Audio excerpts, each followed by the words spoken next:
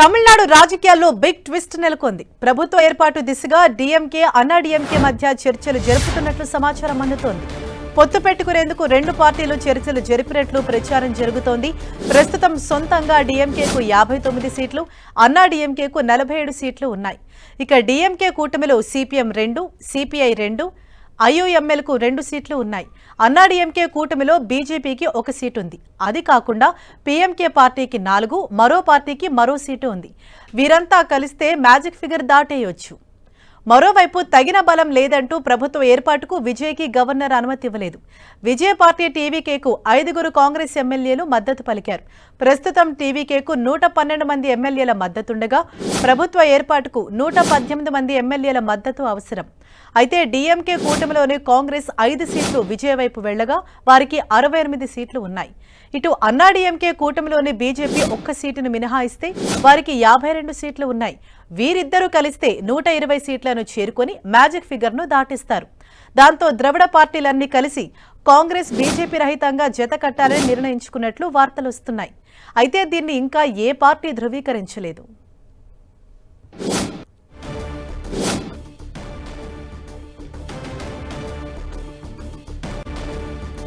Right, మరింత సమాచారంతో మా ప్రతినిధి మురళి మనకు అందుబాటులో ఉన్నారు. మురళి, నిజంగానే లేటెస్ట్ వార్త ఒక పెద్ద ట్విస్ట్ అని మనం చెప్పుకోవాలి. అంటే ఒకవైపు విజయ్కి సంఖ్యాబలం లేదని అనుమతి ఇవ్వలేదు, మరోవైపు డిఎంకే అన్నా డిఎంకే రెండు కలిసే యోచనలు ఉన్నాయి. సో ఓవరాల్ గా ఏం జరుగుతోంది తమిళనాడు పాలిటిక్స్ లో? హరీష, అంటే రాజకీయాల్లో ఇలా కూడా జరుగుతుందా అనిపించే అత్యంత అరుదైన సందర్భం ఇది. తమిళనాడు రాజకీయాలంటేనే డిఎంకే, అన్నా డిఎంకే ఒకరి తర్వాత ఒక రాజకీయాన్ని పంచుకుంటుంటారు. ఇద్దరి మధ్య పచ్చ గడ్డి వేస్తే బొగ్గుమంటుంది. వీరి మధ్య దశాబ్దాల వైరం అనేది ఉంది. తమిళనాడు మొత్తానికి కూడా బాగా తెలిసిన విషయం ఇది. అయితే అనూహ్యంగా విజయ్కు చెక్కు పెట్టడం కోసం ఈ రెండు పార్టీలు కలవబోతున్నాయి, ఈ రెండు పార్టీలు ఏకమై ప్రభుత్వాన్ని ఏర్పాటు చేయబోతున్నాయన్న వార్త ఇవాళ తమిళనాడు అంతా కూడా చక్కెర కొడుతుంది.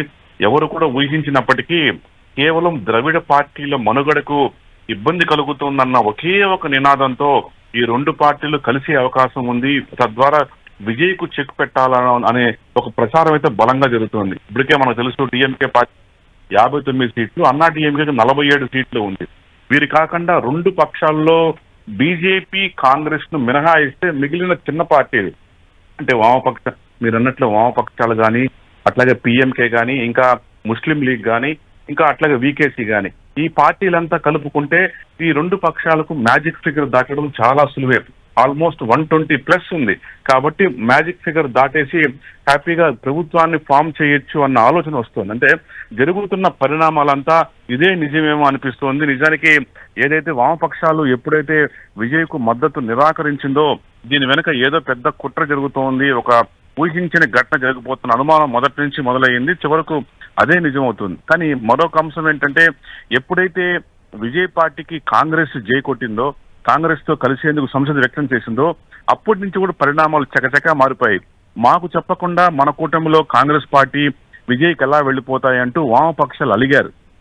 ఈ నేపథ్యంలోనే వాళ్ళు కొంత అలిగి విజయ్ పార్టీకి జై కొట్టడానికి నిరాకరించారు.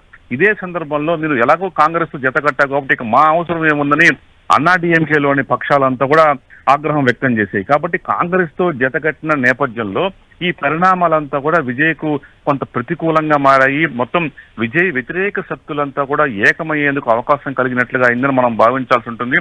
అయితే ఇదంతా కూడా ఊహాగానాలేనా, నిజంగా ఇట్లాంటి చర్చలు జరుగుతున్నాయా అనేది మాత్రం ఇప్పటికీ సస్పెన్స్ గానే మారింది. కానీ మొత్తం తమిళనాడు అంతా కూడా ఇదే వ్యవహారం జోరుగా నడుస్తోంది. రహస్యంగా మందనాలు కొనసాగుతున్నాయి రెండు పక్షాల నడుమ ఒక టాక్ అయితే బలంగా వినిపిస్తోంది. మురళి, అంటే వాస్తవానికి ప్రభుత్వ ఏర్పాటుకు సమయం కావాలని 2 వారాల సమయం కోరారు విజయ్, కానీ గవర్నర్ మాత్రం దానికి అనుమతించలేదన్నట్లు తెలుస్తోంది. మరి ఎంత టైం ఉంది ప్రభుత్వ ఏర్పాటుకు?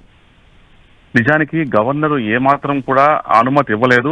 విజయ్ అంటే గవర్నర్ పూర్తిగా నెంబర్ మీదే ఆధారపడ్డారు. విజయ్ నిజానికి తమ వైపు 107 మంది ఎమ్మెల్యేలు, టీవీకే ఎమ్మెల్యేలు ఉన్నారు.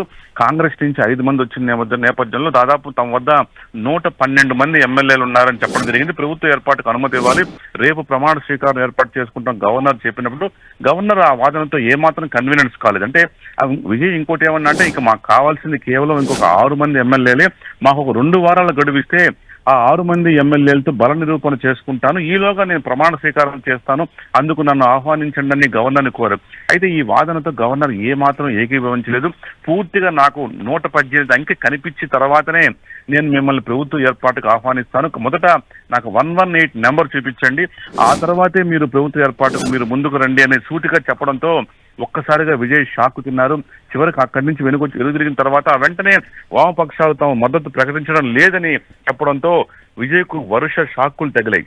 ఏదేమైనా సరే కాంగ్రెస్ ముందుగా వెళ్ళిపోవడం వల్లే బహుశా విజయ్కి ఇట్లాంటి తలనొప్పులు వచ్చాయా అనే అనుమానాలు కూడా లేకపోలేదు. మరి విజయ్ ముందున్న మార్గాలు ఏంటి?